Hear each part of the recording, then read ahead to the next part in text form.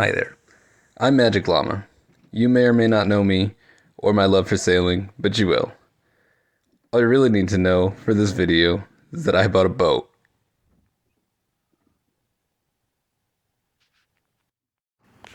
This boat is a 1987 caliber 33 with a 4.5-foot draft, skeg rudder, and a fin keel. And this is how we got here.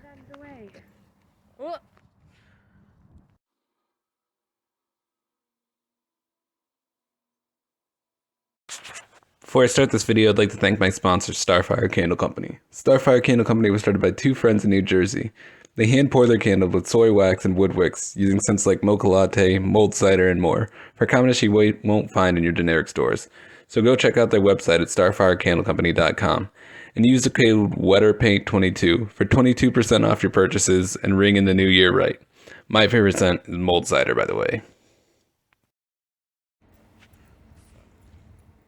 I found this boat for dirt cheap on yachtworld.com. The listing showed that it had a seam leak in the water tank and the bowsprit was bent. Upon survey, I found that there were blisters in the hull, but nobody else had given this boat a chance, and all they really needed was a boat that could sail and a boat that wouldn't sink. So, upon the survey, I found a laundry list of problems, but none that really pushed me away.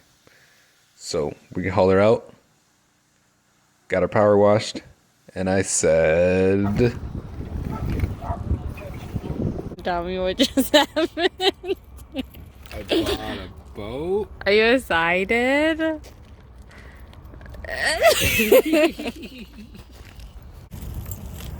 So this is home now. But of course, I didn't buy a turnkey boat. There was work that had to be done, mold that had to be cleaned, mast boot had to be installed.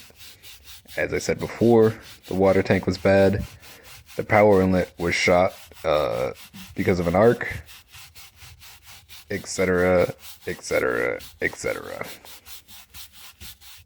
Do you see from where you are what hose he's talking about? Yeah.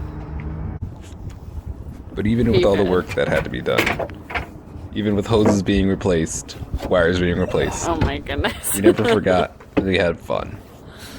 Lava.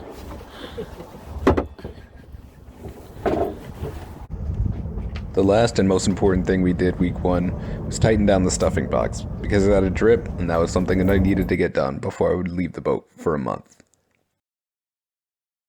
Our next work day in December included a great night's stay on the boat and morning runs to the hardware store in West Marine for equipment, including some much needed footwear. Hey, Llama, what are you? Cox guy now. You're so silly. You're a good boy. It was a messy day of maintenance and provisioning as well. I had to have my full supply of food, water, toiletries, bedding, and have a working water tank and a working engine by today, because this is the last time that I would see my boat until the trip starts in January.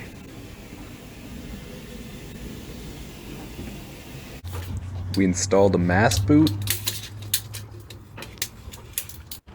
read some manuals, Moose supervised.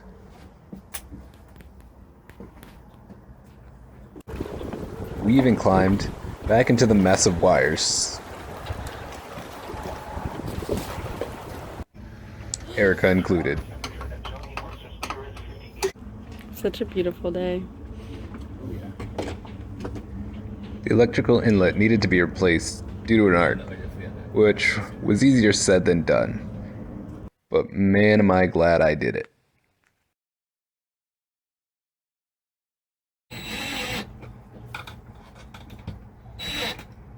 The last electrical component that we installed that day was the AIS VHF radio. It's both a VHF radio and a 10 nautical mile AIS receiver and transceiver, which I deemed a must-have. And I got it on a deal. Nice. Last up was the water Oh my tank. goodness. Don't worry, it's gonna work. It did not work. Look how well K-Bar, it's working. sponsor us. K-Bar, sponsor us. Tactical sport Tactical for sport. the win.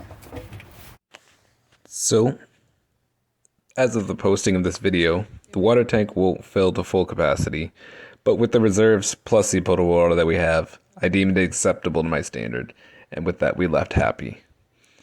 As of the posting of this video, I will be on a plane bound for California, then on my way back to my beloved for the first passage with her, taking her to the Caribbean. I will keep you all posted. I've been MagicLaMa. This has been Wetter Paint, and we will see you out there.